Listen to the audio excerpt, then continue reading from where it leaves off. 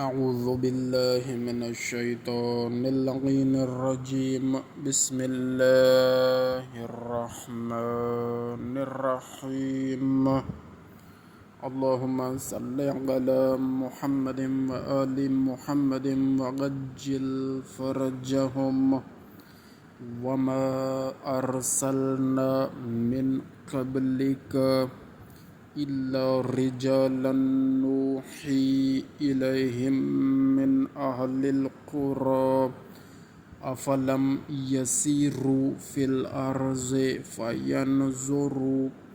فينظروا كيف كان عاقبة الذين من قبلهم ولدار الآخرة خير للذين اتقوا أفلا تعقلون۔ اے رسول صلی اللہ علیہ وآلہ وسلم، آپ سے پہلے بھی ہم گاؤں کے رہنے والے کچھ مردوں کو پیغمبر بنا کر بھیجا کیے ہیں کہ ہم ان پر وحی نازل کرتے تھے، تو کیا یہ لوگ روئے زمین پر چلے پھرے نہیں کہ غور کرتے کہ جو لوگ ان سے پہلے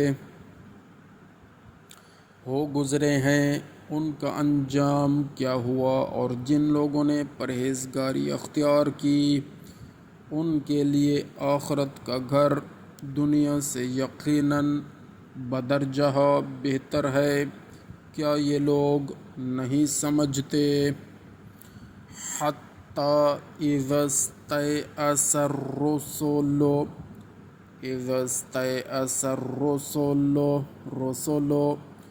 وظنوا انہم قد کذبوا جاءہم نصرنا فنجی من نشاء ولا يرد بأسنا عن القوم المجرمین۔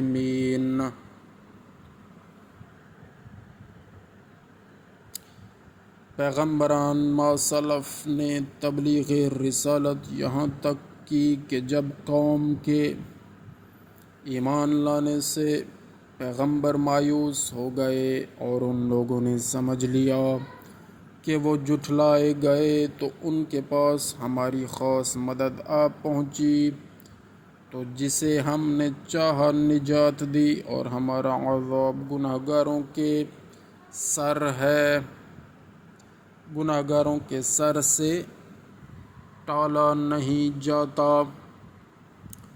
لقد کان فی قصصہم عبرۃ لأولی الالباب ما کان حدیثا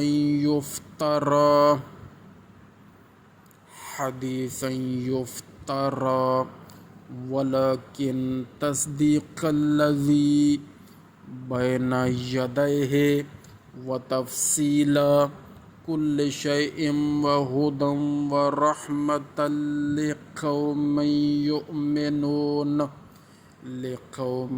یؤمنون۔ اس میں شک نہیں کہ ان لوگوں کے قصوں میں عقل مندوں کے واسطے اچھی خاصی عبرت و نصیحت ہے۔